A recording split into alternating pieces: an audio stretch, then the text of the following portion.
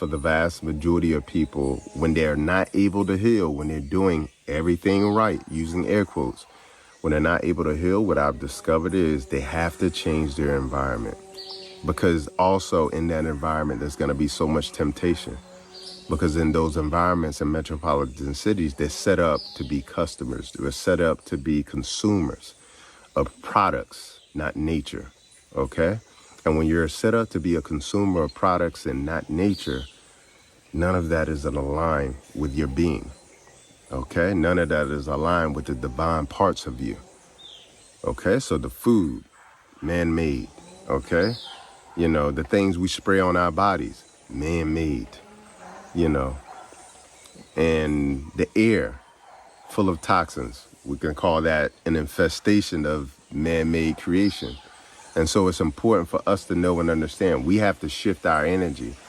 And let me say this before we jump into this. It's important you know that there's a divine part within you. There's a piece of God within all of us. Okay?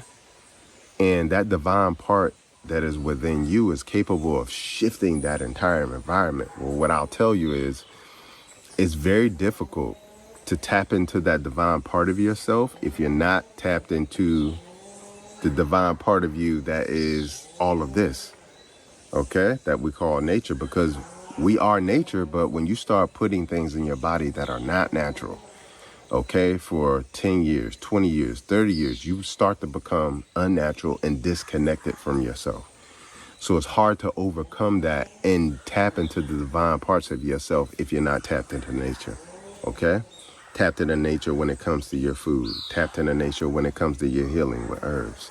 Tapped into nature when it comes into the environments that you go into to reclaim, you know, your peace, okay? So hugely important. So first of all, let's talk about one of the most important environments that's not even out here, your internal environment.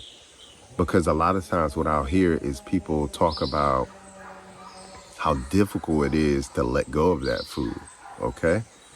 Their food addiction. What I'll talk about a lot of times with people who don't have the willingness to participate in their own healing process. So we'll say like, hey, this is what you need to do to get the healing and guidance for them. And they'll say, I can't do that.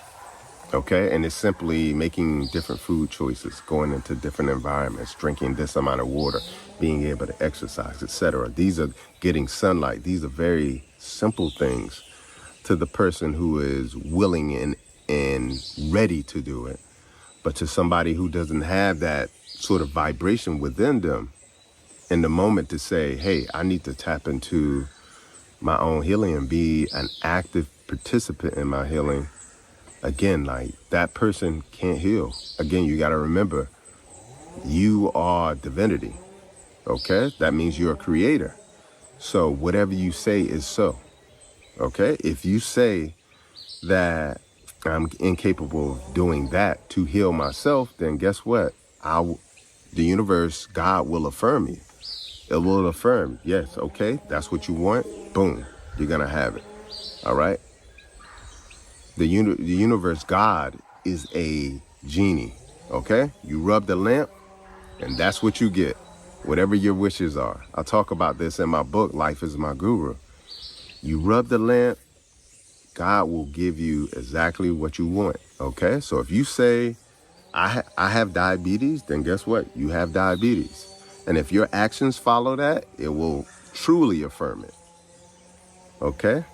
So the universe and God does not, when I say universe, what I'm saying is universe, one song, okay? That's God. Okay, it's just one song, okay? One symphony. So that's why I'm using them interchangeably, okay? And it's important for us to know and understand that within that universe, okay, there are notes, individual notes to that symphony. We are those individual notes that comprise that symphony that is called God, okay?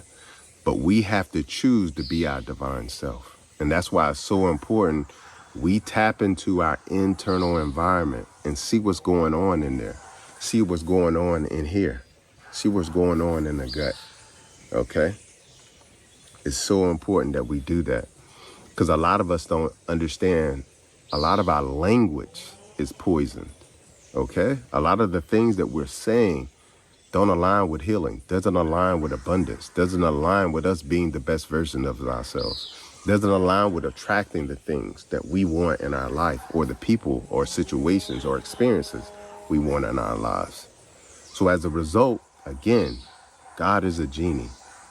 You rub the lamp and say, I want to sin. Guess what? Cool. Experiences are going to open up for you to be tempted to sin. If you say, I love food that doesn't love me, I love unhealthy food, guess what? Experiences are going to flood the gate. Commercials are going to come out of nowhere. People are going to call you to go places to eat that have no healthy food. That's how life works. So you got to understand how powerful you are, and how powerful it is that you shape your internal environment. Because if you're not set up internally with the programming, with the language, with the self-beliefs, with the self-worth, with the understanding of not only who you are, but what you are, then the game is over before you even get started. Okay? So this is why our internal environment is such an important piece of the puzzle when it comes to who we are, how we heal, and how healthy we are. Okay? A lot of people under the impression that diabetes runs in the family because of genetics. But there's a thing called epigenetics. Epi meaning above genetics. You know what's above genetics? Lifestyle, habits. So what truly is passed down are the habits, the beliefs, the programming. Okay? So as soon as you see your uncle, your auntie, your mom, your cousin with diabetes, you're like, well, this makes sense. This is normal for our family. When you see in your family that, multiple people are overweight, it will become normalized to you. But I always say, just because something is common doesn't mean that it's normal. Okay? Again, habits and mental programming is often what creates the results. That's one of the first, after genetics, one of the first things that we pass down to our children is habits. Those habits include foods that we like. We feed our children. Those habits includes what foods we allow them to eat. Those habits includes our activity. Like, what do we do throughout our day? If we're very active, guess what? Our kids are going to be active too. So they become these copies of us in many ways. So I tell people, like, you're not only passing down what you leave in your will, but you're also passing down the genes. You're also passing down some of those habits as well too. So you got to check your internal environment, and don't say, all right, this is just who I am. Don't say that this runs in my family. You need to understand that you're like a new computer. Okay? You're a computer, and you can change the programs and the software at any time. You can change your programming and software from, things that are doing spreadsheets to things that are doing video editing. You can change your programming to everything in that computer is about abundance to everything in that computer is about destruction. It's entirely up to you. But you got to do the self-checking to understand where you're at, to understand where you want to go. So your internal environment is very important. Okay? Another environment that's very important as well too is your social environment. You got to check your social environment, the places you go, the people who you go with or meet. You got to understand, a lot of times, the people that you think are your friends, when you start to listen to the language and they start to ask you, how's that little business that you created? You still working on your little book? Or, how's your little weight loss journey going? You got to understand that when you start surrounding yourself with people and those people are also being participants and you staying stuck, every time you start to eat healthy, they say, man, you can have one cheat meal. The people who are using language that is negative, instead of lifting you up, They want to keep you right where they're at. And whenever you go up, you rarely hear from them. And whenever you're down, they're happy to holler at you. You got to understand, you got to be willing to change your social environment. You got to be willing to change the people that you surround yourself with.